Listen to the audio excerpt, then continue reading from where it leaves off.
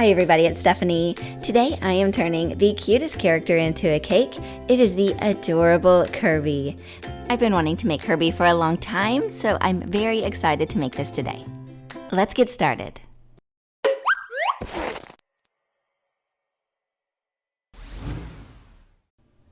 I am starting here with a 10-inch square cake, and I placed a star template right on the top of the cake, and I am using that as a guide to cut out this beautiful star.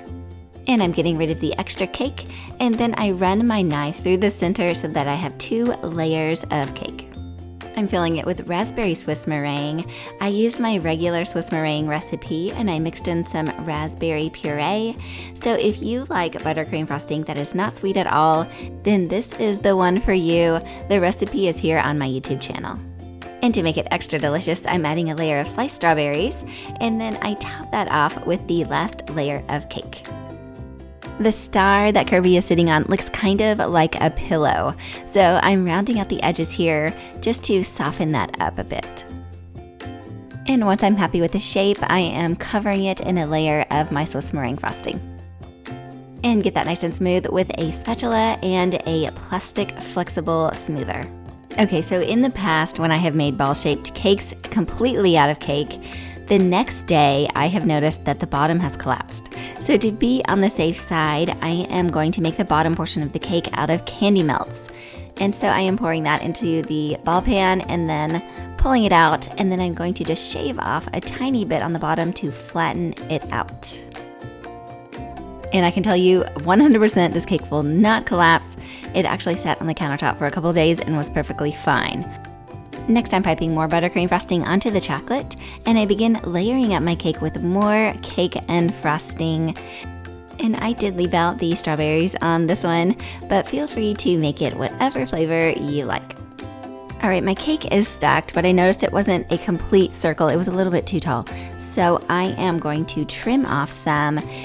And the knife I'm using is a serrated knife, which I find to work the best for carving cakes. And once again, cover this completely in more buttercream frosting. And once it's completely covered, smooth it using the flexible plastic smoother again. And then pop it into the refrigerator to get nice and cold. Let's get this cake covered. So I'm rolling out a sheet of modeling chocolate here, but you could also use a fondant for this or a 50-50 mix of fondant and modeling chocolate. So just use whatever you have or whatever you feel the most comfortable with.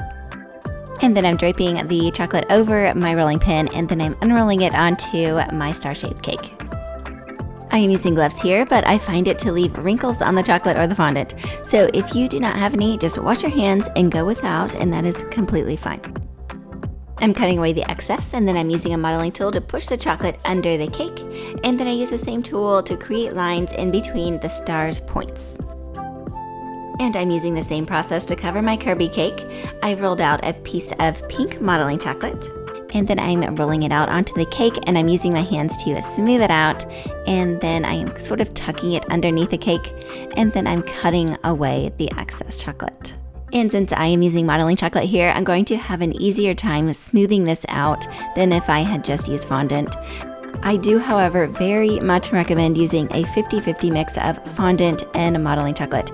That way you get the best of both worlds. You get the stretch from the fondant and also the smoothing ability of the modeling chocolate.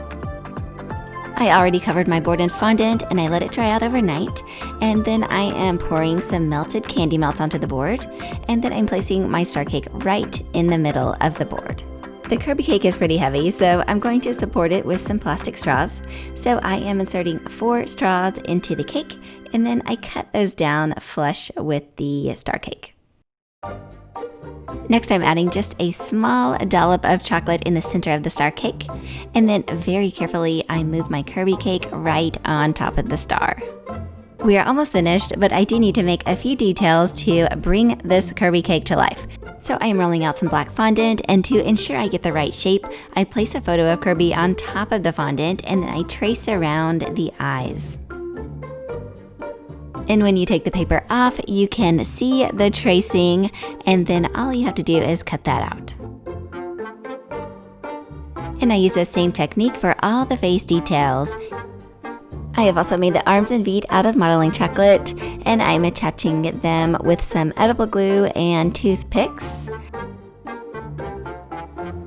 Okay, next up I am sticking on the eyes, and I like to put the eyes on with some shortening, so that way I could just pull it off and move it around if I need to, and it won't damage the cake. So I got all the face pieces on, and then I'm going to decorate my board with some stars. And finally, I'm dusting the cheeks with pink food color powder to brighten those up. I'll finish with my adorable Kirby cake. For me, this cake was incredibly fun and easy to make. Thank you all for watching, and I'll see you all again very soon. And if you have any ideas or suggestions for me, please let me know down in the comment section. Bye everybody!